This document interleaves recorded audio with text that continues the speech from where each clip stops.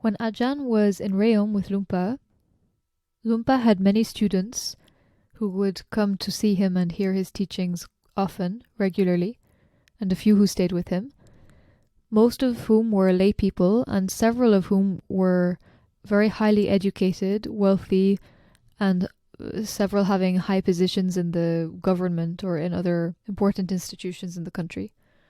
Ajahn didn't speak any Thai, so there would be always somebody who had to translate for him what Lumpa was saying. And one word that he used to hear Lumpa saying a lot to all his groups of students was a Thai word which he later found out meant ignorant or stupid. You are all ignorant, stupid, he would say. Ajahn was puzzled by this at first because why does he tell them they're ignorant?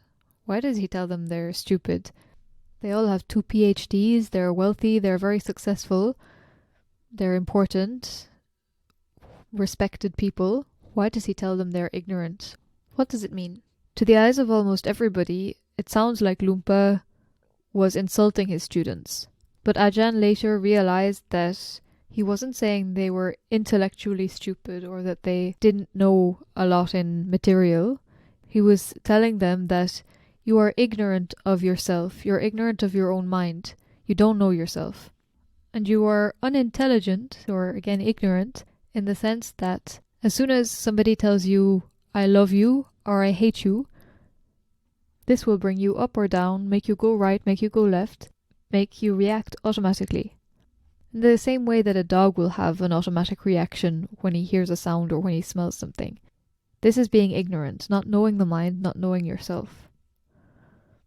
Because of this ignorance and not knowing, you are unintelligent, you don't take wise action, so you are stupid. If you are becoming angry with somebody, keeping the anger, pulling more and more suffering on yourself the more you become angry, is it intelligent to make yourself suffer in this way? No, it's the very definition of unintelligent, unwise. Making yourself suffer without even knowing how or why. Not only that, if we want more examples for how much damage these same automatic reactions done in ignorance can cause, we only have to look through all of history. 90% of the wars in history have begun because of the fire of anger that was ignited in one person, because of one attachment that was touched in a person who had too much power.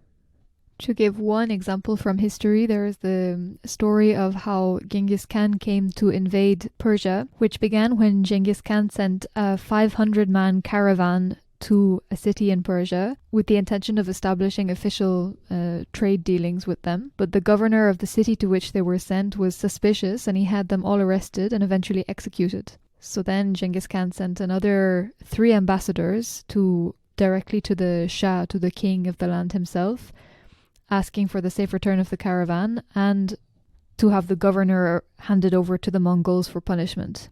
2 of these ambassadors were blood relatives of Genghis Khan himself. However, instead of the successful negotiations that he had hoped for, the Shah had 2 of them shaved and the 3rd one beheaded and sent them all back again to Genghis Khan. So now this was considered a personal insult to Genghis Khan. And it was now that he decided to invade the country, which led eventually to massacres of entire cities, in one of which a particularly huge number of people were killed. It's difficult to be sure of the exact number, but it is considered one of the bloodiest massacres in all of human history. And all again from one insult to one man. So much conflict, so much war, so much suffering, so much crying, and so much grief is caused because people do not know themselves. So this is what Lumpa meant when he told his students about being ignorant, about being unwise. Ignorance, avicca, is also the factor that is the factor at the beginning of the Wheel of Samsara, the dependent origination. Avicca paccaya sankhara, which means from ignorance you do actions. In ignorance, intentions of thoughts, words, and actions are born. And intentions made in ignorance and done without knowing are guided by moha dosa lopa. That is, greed, anger, or just pure not knowing, moha. And it's because of doing action in these that we create karma for ourselves, and that we are born in many different places, some good, some bad, according to these actions that we have made. It's because of ignorance too that we are attached to things. If we weren't ignorant about the nature of things, about the truth of things, we would never want to be attached, to stick to things. Only one who is ignorant is attached. Ignorance is the factor that keeps this whole wheel running. And by removing ignorance, one removes the possibility to continue in it. Without ignorance, it doesn't continue.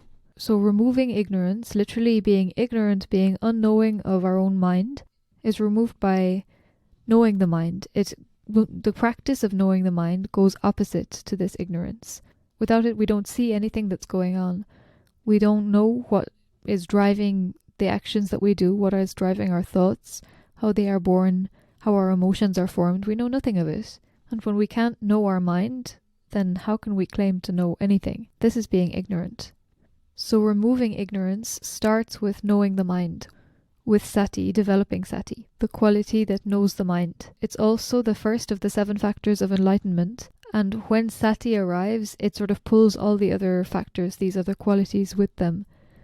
When Sati is there, automatically joy will arise, because the mind is clear and free of worry, so all that's left is joy. Then you have calm, the mind is comfortable, and so on. They all give rise to each other. This knowing the mind, Sati, is not easy. It's something that has to be developed and worked on. And as you work on it, there is more and more knowing of the mind, so there is less and less actions made in ignorance, under the influence of moha dosa lopa, greed, hatred, and pure not knowing. Sati is like your protection from being influenced always by what happens outside of you. It's a protection, a guard for the mind. Literally, when the Buddha tells guard the mind, this is what he means. A kind of filter against all the wrong intentions that can arise in it. So then the one who has Sati can go anywhere. He's not bothered by outside situations. Like the doctor who wears a glove, he's not afraid to be infected if he has to touch a person who is sick. He's not afraid to get the Ebola disease, or he's not afraid of any disease when he's in the room with a patient. Doesn't matter how sick they are or whatever they have or how infectious it is, because he has his protection, he has his gloves, his mask, or a whole bodysuit even if necessary. So in the same way, the one who develops Sati is not affected if somebody insults him or if somebody tells him, I love you. He doesn't become pulled up or pushed down by those things. It doesn't create the normal automatic reaction in him. So this Sati is not wisdom. It's not what knows good and bad. It's not what chooses right and wrong, but it's what gives light on these things. It's like the light that comes from a light bulb. The light doesn't know what's in the room. It doesn't know whether there's a cup, whether there's a dog, whether there's a person in the room. It doesn't recognize what's in the room, but it gives light. Without light, we can't see anything. We're just groping in the dark. Sometimes we might pick up something that is soft. Sometimes we might pick up something that is spiky. Sometimes we might pick up something that has a sharp edge. But when there is light, we can see and we can choose what we pick up. So in the same way, the Sati puts the conditions there for us to see what intentions are born in our mind and to choose our actions, not to just be driven by whatever automatically arises. So a quick summary of the main points as usual. We had the point that when we say ignorance in Dhamma, we're not talking about being ignorant of subjects and material or not having a lot of education. You can have a great education but be totally ignorant about yourself. And no matter how educated you are, this ignorance of yourself, your own mind, means that you will do actions purely based on automatically reacting to whatever touches your attachments, which might not seem all that important, but we can see just how huge the consequences this can have if we look at instances where somebody has a lot of power, such as in the story of Genghis Khan that we mentioned.